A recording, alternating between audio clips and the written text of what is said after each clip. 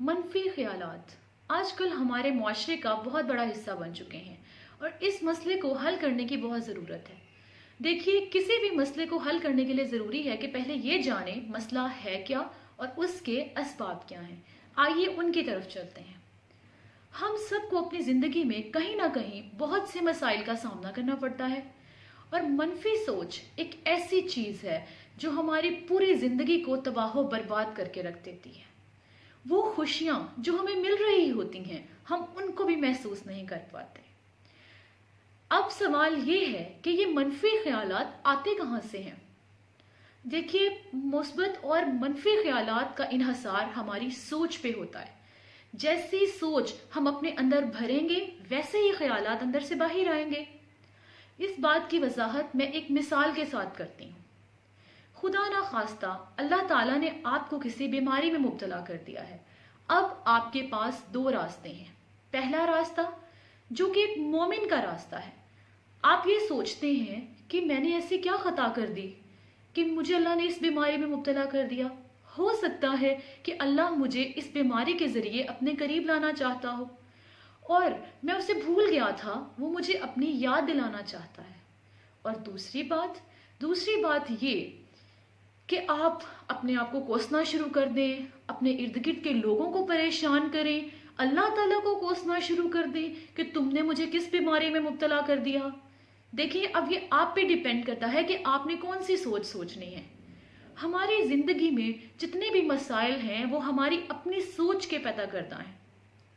اگر صبح اٹھ کے آپ یہ سوچیں کہ میری زندگی میں تو بہت سے مسائل ہیں، میں بیمار ہوں، میں کچھ نہیں کر سکتا، میرا یہ دن بہت برا گزرے گا، تو یہ آپ نے کر کے دیکھنا ہے۔ ان ساری سوچوں کا اثر پورا دن آپ پہ رہتا ہے۔ اور ہاں، بھولے بٹکے سے اگر کوئی خوشی آپ کے قریب آ بھی جاتی ہے تو آپ اپنی ان منفی سوچوں کی وجہ سے اس کو گنوا دیتے ہیں، وہ محسوس ہی نہیں کرتے۔ اور دیکھیے، حدیث شریف میں ہے، اللہ تو تمہارے گمان کو سچ کر دیتا ہے۔ جیسا آپ گمان کریں گے اللہ آپ کے لیے ویسے ہی راستے بنا دے گا۔ تو اب آپ کیا برا گمان کر کے اپنی زندگی کے بارے میں خود ہی برا سوچ سکتے ہیں؟ نہیں نا، تو آپ نے پازیٹیوٹی خود لے کے آنی ہے۔ دیکھیے، ایک اتنا بڑا سمندر مل کے ایک چھوٹی کشتی کا کچھ نہیں بگاڑ سکتا، ہاں یہاں تک کہ سمندر کا پانی کشتی میں نہ آ جائے۔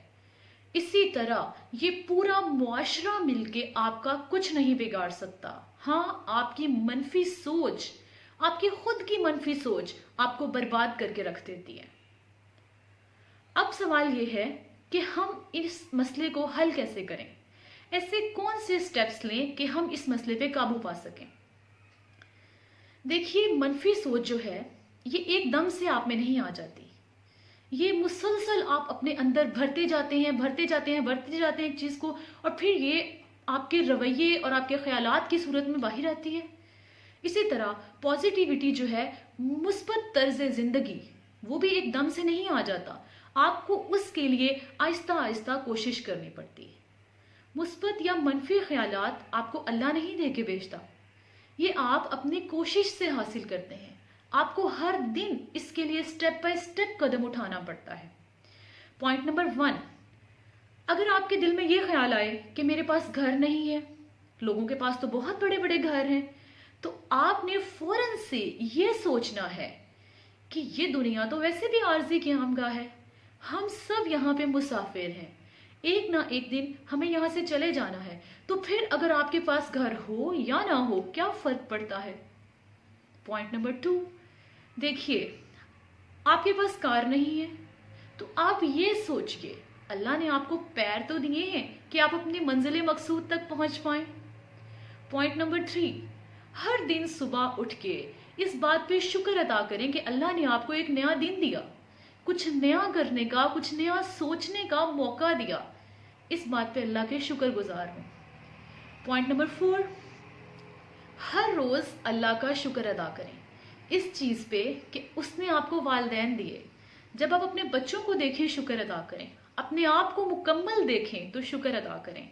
یہ سب ایسی نعمتیں ہیں جو آپ خود حاصل نہیں کر سکتے، اور اس نے آپ کو بن کہے دے دی، آپ کو احساس بھی نہیں ہے۔ جی تو دیکھیے، جس طرح سے مالی اپنے باغ کی حفاظت کرتا ہے، ایسے ہی آپ کو اپنی سوچ کی حفاظت کرنی ہے۔